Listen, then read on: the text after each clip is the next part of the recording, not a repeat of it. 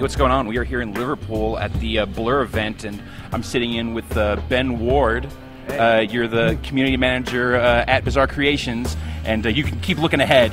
Ben is playing Blur right now. This is the multiplayer beta that's going to be hitting public pretty soon.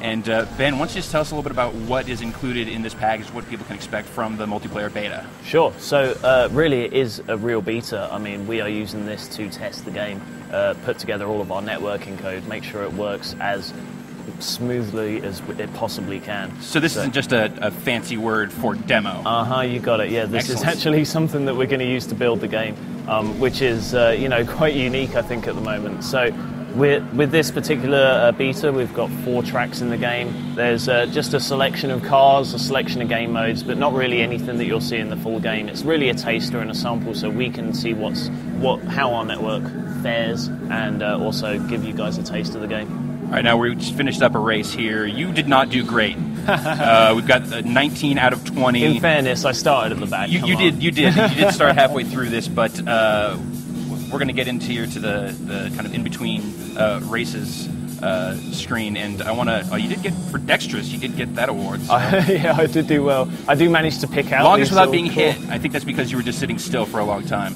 Or my skill, or you're excellent at it. Let's call it a combination of the two. I want to talk a little bit about some of this stuff here. Can we look at some of the card selection and mod stuff? So first of all, we need to vote on the race. It gives you an option to pick the next track out of 2 possibles. So I will go for Tokyo here. Is that going to be indicative of the final game? Is this kind of how these like round robin? Absolutely. Yeah. It's you really pick a playlist, and then the selection of events that you choose are based on that playlist. So some of them might be big 20-player races, some of them might be 10 players, and sort of a mix of everything. All right, let's take a look at our car selection. We're at the LA Docks, which let's see, a lot of jumps in that, a little bit of dirt. You got it. Yep. Yeah. It's a very technical winding track, goes through between crates and stuff. So I want to pick something that's really used for that. Oh, can't quite get the focus yet.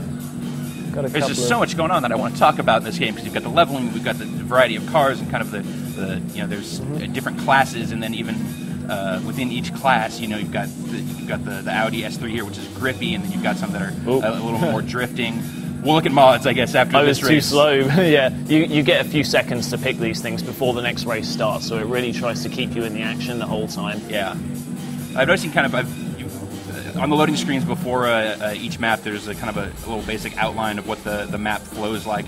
And you look at that, and it always looks extremely simple. It's like, oh, there's a few curves here and there. But then you actually get out onto the road, and you realize how many alternate paths there are, and crazy jumps and things like that. Yeah, there's more to think about. Really, we want to sort of keep the general idea of where you're going simple, so you always know where to go next on the track, but it's just how you get there that's the difficult thing. So you can see here, there's lots of crates in the middle of tracks. There's lots of things to bash through. Makes the race more exciting as well as being technically more challenging.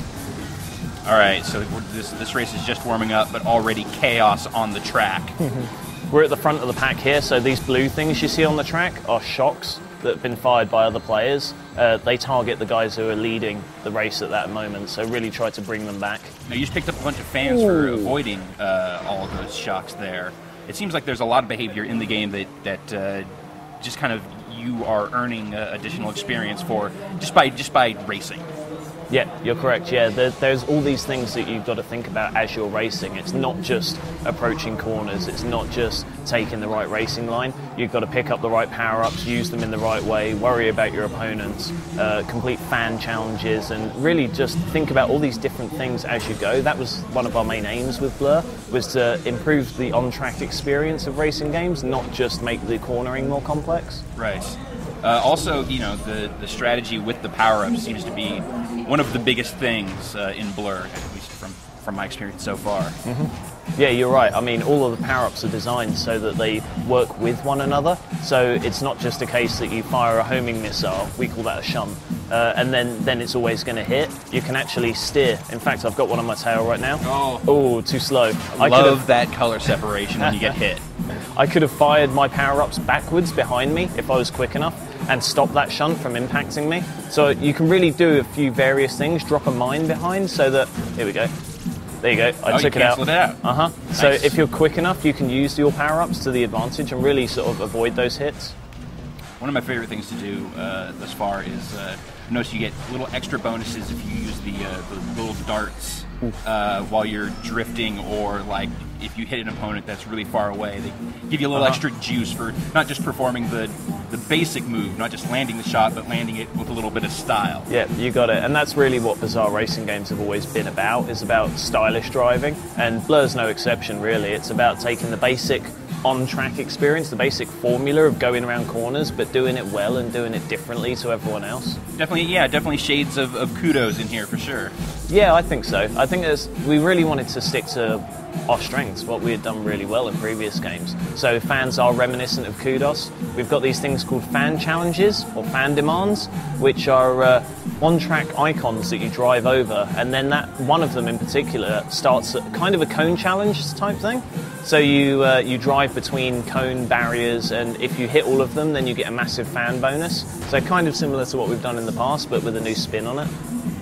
All right, Ben, you got to catch up, man. Yeah, I'm doing bad. You're at 12. You're in the final lap. You're at 12 out of 20. It's all right. I'm saving it to the last corner. That's right. So you got the long shot bolted there. That's a fun thing. Also fun to spin out your opponents. Give them a little nudge. That guy's got a shunt on him now. This is clearly a very. Uh-oh. Uh-oh. Oh, no. Oh, that's the end. A very full contact racing game. We've tried to make it so it doesn't necessarily matter if you're in first place or you're at the back, but there's always stuff to do. There's always things that keep the race interesting. There's always chaos. Yeah. That's the finish. All right, finish line. Oh, and it will all go. It will always all go bad right at the finish line. What did I get there? 11th. Oh, jeez. All right. Well, you did slightly better than the race where you weren't playing at all. So, yeah, this is true. You get a little bit of replay, a little bit of spectating. Yeah. Once we get to the next race, before we jump in, I really want to check out some of the mod stuff, because that's another interesting layer, kind of beyond just the car that you're choosing and the class that you're racing in. Absolutely. So the mods really add a whole different layer of strategy to the game. It's not just what car you're picking, as you say, but whether your shield gives you extra bonuses as you use it, or whether you do more drifts and you get a bonus nitro. It's all these different things that make it add more strategy. Fastest lap. Good job, sir. Do these game awards, do these impact fans, or is this just kind of for show? I think they're just for show. All right. Yeah. Let you know how you did. As I say, it's not always about winning. It's not always about coming first. There's lots of things, sort of lots of different categories of success. Oh, let's go with Barcelona. It's got to be. Yeah, look at those votes. Oh, everyone wants to be Barcelona. We just did Ellie Doc, so let's change it up. Right, so now I'll jump into the mod shop. And here you've got some preset mods which you can pick, or you can customize your own mods. So you got 3 sets: you got the all-rounded, the aggressive, and the defensive. Those are just 3 different mods. You got it, yeah. Per system. I'll go into the custom one. Yeah. And here you've got 3 categories. There's not many mods in the beta, but there will be much more in the full game. And that's all like what you can access for the mods, along with the cars, is related to what level you're at. So there's a you got it, yeah. So they unlock unlock as you play more. Yeah. Just as the online experience develops. So this is. Did we start at 0 at the beginning of the day? You start at 1, yeah. Oh, I'm sorry. We started at 1. We're leveling up nicely here. So it is limited in the beta. I think it's to 15, but in the full game you can go all the way up to 60. Oh, I missed it again. So with this particular version, we're trying to get you in the race as soon as possible, but you've got to be quick setting up those mods, and that's part of the fun, is picking the right one, trying lots of different ones, having a race with it. I mean, the sense of like speed and doing things quickly seems to permeate this game. Like you're saying, like in between races, there's not a lot of time to mess around with stuff. And even if you get turned around while you're on the track, I noticed that if you get stuck or something, that it will just almost immediately reset you and get you back into the race. Absolutely, yeah. It's all about the action of the race. It's not really about doing 3-point turns in the middle of the track. Nobody really likes that. No, it's terrible. It's when you mess up, right? So the game just throws you back in. We've also found that just in terms of a social experience, we can make it much more interesting if we keep people together for longer. So you play some games and they throw you into a game, and then everyone's like, hey, blah, blah, blah, and you play the game, and then you're into a different game with a whole different bunch of people straight afterwards. We try and keep people together for longer in Blur, so that we think that they'll sort of foster a more friendly social experience as they play. Whether that'll work or not, I don't know. Well, hopefully this multiplayer beta will help you determine some of that stuff. Yeah, that is some of the stuff that we are looking at. It's not just pure like tech, but it's how we arrange the playlists, what sort of games are most popular. We're storing a lot of stats about how people actually absorb the game and how they progress through, which are the most popular mods, things like that. So it will make not just a more stable game, but definitely one that's more fun to play. Now there's just always so much stuff going on the screen that it can be easy to lose track. Lose track of some of the smaller touches. But I noticed there's a lot of really good animation on the driver. Yeah. So we've really put a lot of time and effort into that. It's something that, although you can't really see it when things are going crazy like this, we've got a full photo mode in the game. So, similar with past Bazaar games, you can, in single player, pause the action and move the camera around, take all sorts of cool shots, upload them so that you can have them as a desktop wallpaper, something like that. So all the little details really count. All right, we're at 4 out of 20, but we've still got another full lap to go. Yeah, I'm on it on this track. Still anyone's derby. So the trick, which I haven't really mastered yet, is to keep some of the power-ups in reserve. You can see at the bottom, just behind my car, there's 3 separate reserve power slot bays. So I can pick up this mine, for instance. If I don't want to use it straight away, I can swap it out with another power-up. Here we go, let's go for a shock. I can swap between the active power-up and use the one that's appropriate for me at that time. Now I've got 3 different ones. So if I keep a repair and a shield in these bays, then it really helps keep my car on the track and keep decent time. And now something we were talking a little bit about earlier is, part of the strategy in this game definitely seems to revolve around picking the right car for the race and for the track that you're going into. You guys have a pretty crazy variety of vehicles in this game. Yeah, absolutely. I mean, we really wanted to not only have a whole different bunch of types of vehicles, not just sort of sports cars and trucks, but also speak to a whole different bunch of car cultures as well. You see loads of racing games at the minute, they just speak to the tuner culture. It's just like sort of hot hatches and things like that. Right. We wanted the drift culture, the rat culture. Rat's where you have like a really beaten up car and it looks like a piece of crap, but under the hood it's like a really smooth engine. In the States we call that a sleeper. A sleeper culture.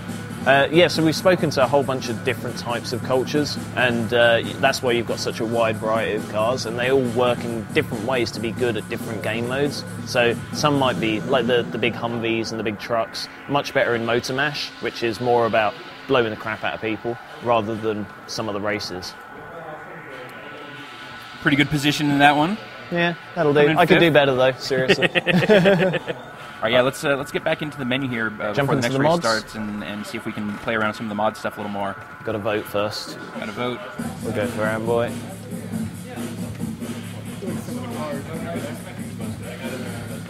Right, here we go. So we're heading to the mod shop again. See if we can select some of the different options here. You got stable frame. Yeah, stable frame, battering ram, titanium armor. These are all about sort of maximizing or minimizing damage for a particular time. These different categories are different styles of things. So this one is all about sort of shields and safety nets. Your shield, when you activate it, converts a power-up impact into health. Some of them let you steal the power-up. Increases the blast radius of your barge, and we've got a new one here. We're gonna go to the last section. We got 7 seconds. Oh no! Here we go. More fans. Laser sight adds a laser guidance when you're using the bolt. Extra fans for your finish bonus. And the last one was vampiric health, which is not so good in a standard race, but when you're playing Motor Mash, it gives you full health when you've wrecked someone. So the whole point of Motor Mash is wrecking people. That recharges your health. Something for people to look forward to in the full game. Absolutely. Yeah. Well, Ben, thanks so much for walking us through the game some. When is the multiplayer beta going to be made public? So it's coming through all throughout March. We're giving out keys. You'll be able to pick one up in various different sort of online sites. And I believe including GiantBomb.com. If you'd like to participate in the Blur Beta, go to www.giantbomb.com/BlurBeta. First 1,000 lucky Giant Bomb users will receive a free Blur Beta code. Remember, you must be a registered Giant Bomb user to participate. Now back to me in Liverpool. All right, Ben, thanks again for walking us through the game. No, thanks very much.